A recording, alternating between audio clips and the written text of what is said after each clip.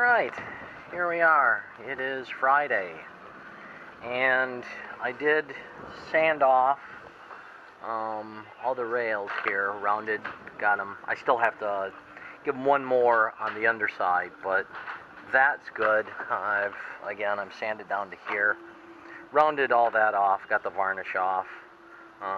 This is starting to look pretty good, but up top, as it was quite black up where this top varnish is that's up there, that it's really hard to get to.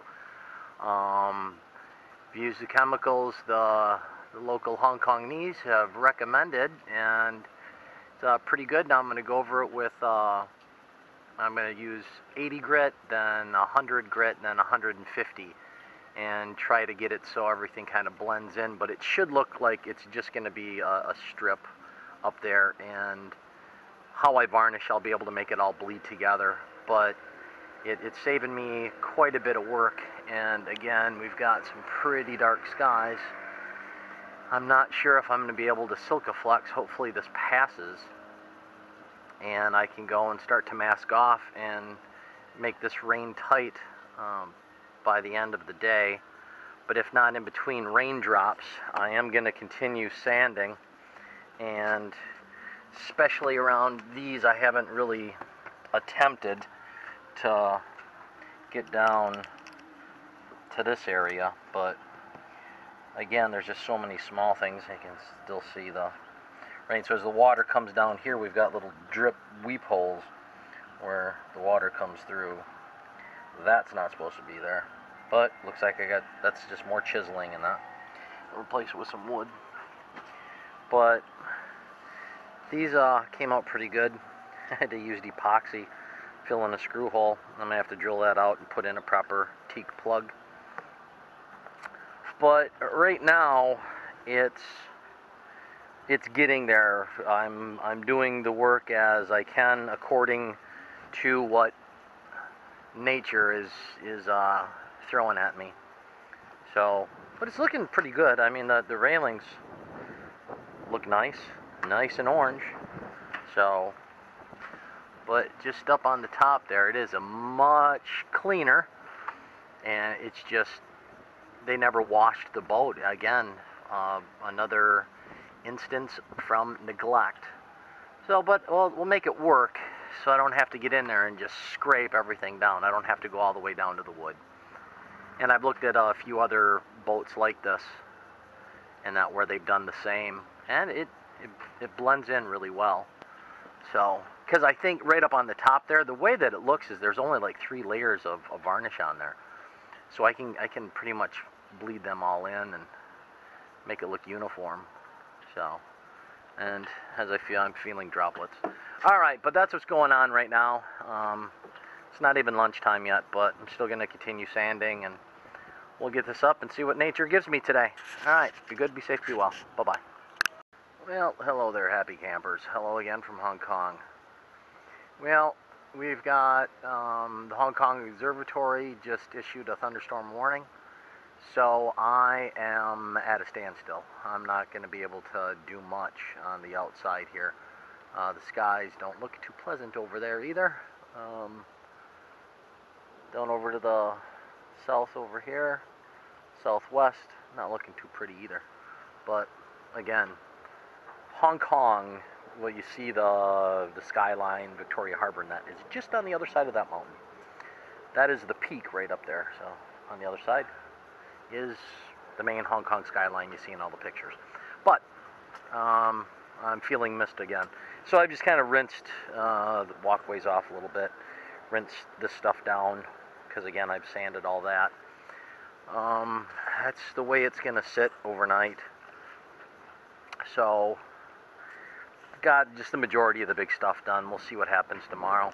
But this area where we've got pooling, now remember, that's all teak wood, teak planking underneath that, and I think they had some bad wood and they just took it out and they laid fiberglass down without getting proper measurements, because this piece here is not standard. This is an after it was made, because it should all be teak and just joints and sealed, like on a sailboat. But you got it on both sides, because I think there's fiberglass, then that's over the top of fiberglass, and then sealed. But this down is in the small galley, and I can show you that it couldn't have sagged. Hopefully it adjusts, because this is where the sagging is right about here, but this area could not sag because there are beams that go to it. I've checked underneath here. So this whole end could not have sagged because this is actually the strongest point. Again, right over there, you've got this wall that's holding up the sides here. So you've got from the bow, or from the hull ribs, then it comes across, and then you've got this straight support. So this cannot sag. And the hull's in really good shape, so it had to be rotten wood, because I went down through here, I crawled in, and I saw where there was some rotten wood. There still was some hanging out. I ripped it out, but because it was doing nothing other than probably some termite food. But luckily enough, there is no termite infestation in this. But I am going to be putting in termite baits, DuPont bait traps, the commercial guys. I'm going to get BioCycle in, and we're just going to bait all the way through it. So if there are any, and there always usually is, but they'll find it, take it back to a nest. So, but there is no termite damage on this boat, which is nice. So I'm just going to preventative maintenance, just get the bait traps out. So if there are some, we'll kill that queen. So, but that's what's happening for that sag. So what I probably have to do, and I've measured it, it's 3/16 of an inch. It's just 3/16 of an inch. That is the lowest point. Now I could either put in some fiberglass mat and resin to raise that up, and so it again bows this way, or the easiest thing to do would be to crawl back underneath there, and I can just put in another at the lowest point here. I just put in another drain just like that one, and another right above the water line there. Have the water go straight out. So putting in a drain would probably be a hell of a lot easier than doing all that grinding, and that just a hole, let it go. Out of the gangway, and because on the gunnel here, the gunnel, it's all open below that, you know, so it's all open ribs. So I'm able to just swoop, just a straight, just use probably 1 inch, or yeah, it's probably 1 inch spring hose in it from the drain.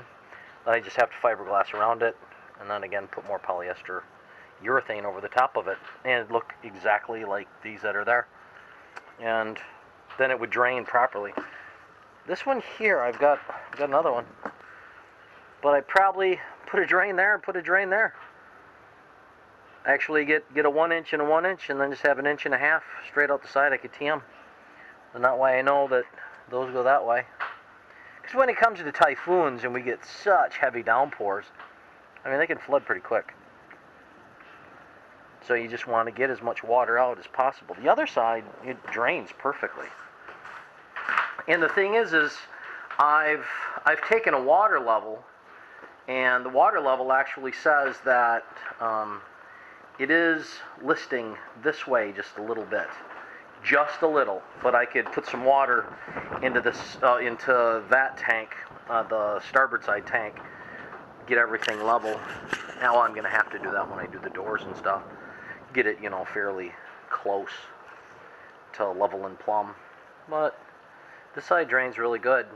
You know, it's just that other side. But again, that's easily fixable. So again, another minorly productive day. So this is all cleaned up. I'm gonna go sand it over one more time. I've got just an 80 grit scuff on it, and I'm just gonna go, and it's misting out right now. So no silica flexing. As you can see, it's still wet from my rinse. So that's where we stand. All right, guys. hopefully tomorrow's a better day. Be good, be safe, be well. Bye-bye.